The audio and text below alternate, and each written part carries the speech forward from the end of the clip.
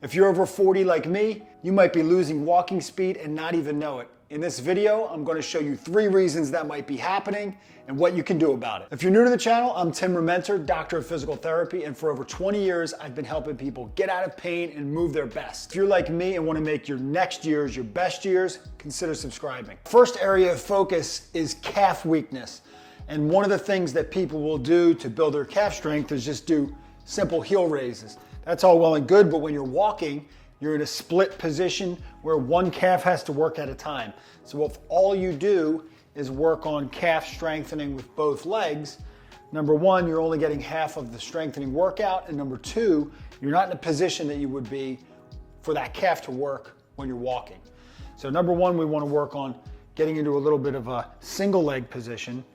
And one thing that's interesting, when we push off, we really need our more superficial calf muscle, or your gastrocnemius, to do a lot of the work. The interesting thing about that muscle, as soon as this knee is bent even 10 degrees, that muscle will shut off a bit, and then the soleus, which is a deeper muscle, will have to do more of the work. So when we do the exercise, it's critical that you keep your knee ultra straight as it will, as your body allows it to get. So what you can work on, get yourself balanced at a wall, so that we can just focus on strength without worrying about instability, and then keep that knee as straight as possible, and then try to raise up. When you raise up, your knee's gonna wanna bend. See how much higher I can go as soon as I bend the knee just a little bit? That's because that soleus can help. For the sake of this exercise, let's try to keep that knee as straight as possible and drive up as high on the ground. You're gonna find it's way more difficult than if you bend just a little bit, okay? And you may only start with 5 repetitions on this exercise and do 3 sets, build up 6 reps, 7, 8, 9, 10, 11, 12. And then as you rest in between, you want to take maybe even 2 minutes, alternate, do the other leg, and build that gastrocnemius strength to help you with that push off. A more functional version of it would be trying to push off from one leg to the other, using that new calf strength after a few weeks of working on it. And you should be able to walk so that your heel comes up before your front foot hits the ground. That's a sign that I know someone's walking speed is about to decrease over time, and the risk for falls will go way up. We often see people strike here before that heel comes up. So that's something to keep aware of. And look, if you see you or your loved one starting to do that, you know you need to work this exercise. The 6-minute walk test is an easy way to keep track of your walking speed and to see if you're starting to decline towards that area where we would be concerned about your overall safety and fall risk. Get a track or a strip of walkway that you know the distance, and just do as much as you can in 6 minutes. See the distance. If it starts to decrease, you know you have a problem on your hands. The next thing that could be impacting your walking speed is a lack of hip extension or glute push-off through your walking phase.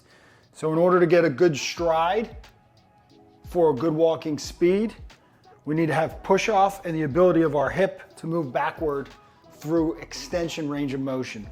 So if you find you're lacking the ability for that thigh to move backwards, we may need to do a little bit of stretching.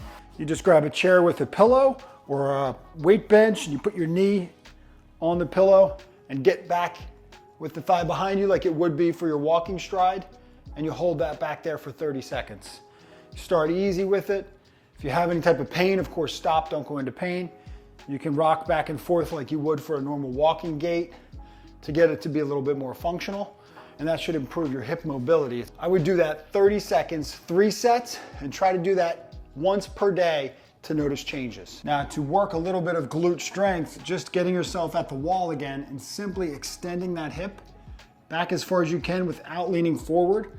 This is why I like to do it at a wall, because you'll whack your head if you can't activate that glute. This is where you should feel that much more than the hamstring. Keep the knee straight. It can bend a little bit. If you need to feel like you're not getting a glute contraction, you can bend your knee to sort of turn off your hamstring. And then go ahead through about 10 to 15 repetitions, 3 sets. Alternate just like you did with the ankle exercise. For our third problem area, we're gonna move back down to the ankle. Much like the hip can impact your stride length, your ankle can as well. If my ankle cannot dorsiflex, or this shin bone go over the toes, if I don't have that ankle mobility, it's going to be impossible for me to get a normal stride that's long. So what will happen is the foot starts to turn out, leading to bunions and other foot problems, plantar fasciitis, heel spurs, Achilles tendonitis, all because you lack ankle dorsiflexion and hip extension, or you just simply shorten your stride and you start walking slower. Now, if you watched any of my videos, you know we want to stretch and strengthen. So like we did in the last exercise, we'll start with a stretch. So we just work on dorsiflexion, range of motion by bringing our foot. We'll start with about 3 inches away from the wall and then see, can you touch the wall with your knee without the heel coming up? If you can, you just move back a half an inch and you get it to the point where you feel a good stretch in your ankle. This is not a calf stretch. This is an ankle stretch. If your knee is straight, you're stretching your calf. We're more interested in ankle dorsiflexion, range of motion. So we're gonna go slowly, and you can even go in a few inches and out a few inches because the ankle moves in all different dimensions. It's not a hinge joint that just goes forward and back. It has rotation and it has side to side motion. So we want to make sure we're working both. Normal would be 5 inches away from the wall. As you age, your ankle gets stiffer. You're not going to have quite the mobility that you used to. The big thing we're interested in is symmetry, left to right. So if you notice a difference, if you had a prior sprain, that could be an issue you need to work on. Go ahead through back and forth, 10 repetitions, and then switch legs. Do that 3 sets on each side, and then continue to reassess. If you have knee pain, just put more weight onto your hands. Now for strengthening, we have a few options.